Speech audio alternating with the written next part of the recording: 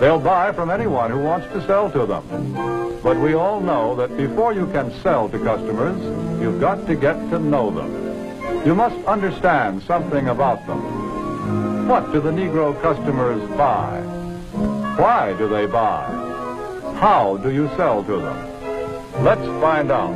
Let's hear the opinion of men who have spent a lifetime studying the buying habits of customers the world over. Here is what sales psychologists have to say about selling to the Negro.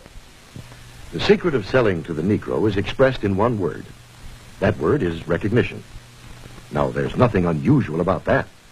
People want to be recognized. They need recognition. That's basic in all of us.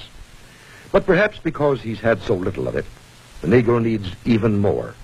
He needs to feel important and appreciated. This need is a very real and important one. It shows up even in many of the Negro's shopping habits. Anyone who sells or wants to sell to the Negro customer should know about some of these habits. 3 habits in particular play a big part in every sales transaction. To begin with, most Negroes buy by brand. They ask for products by name. They're quick to turn down off-brands. Do you wonder why? Well, listen to what this customer is thinking. That last hat I bought, it just didn't hold up at all. You see, for a long time, the Negro has been sold a lot of shoddy, second-class merchandise.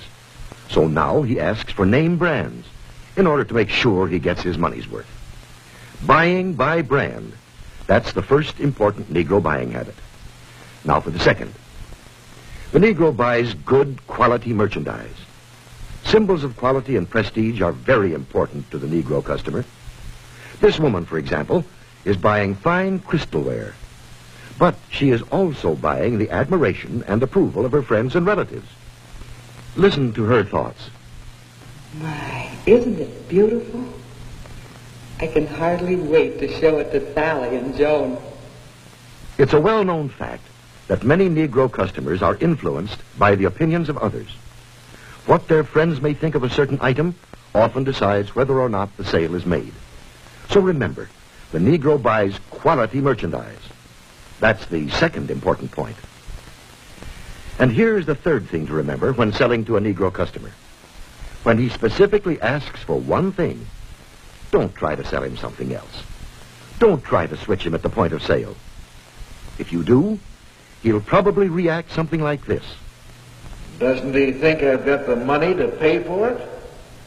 There's a reason for this reaction.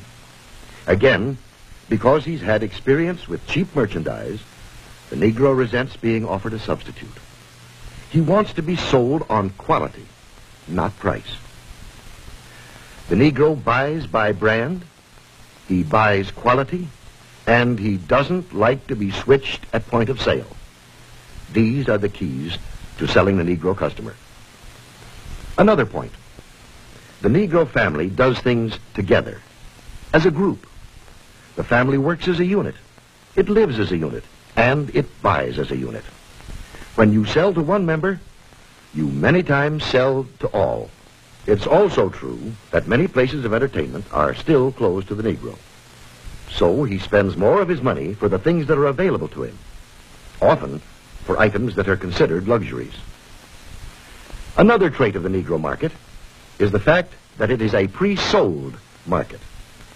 We know that the Negro buys by brand, and he buys the brands that he knows something about. Where does the Negro buyer get this information? We know that Negro customers are turning more and more to the publications that are tailored specifically to their needs.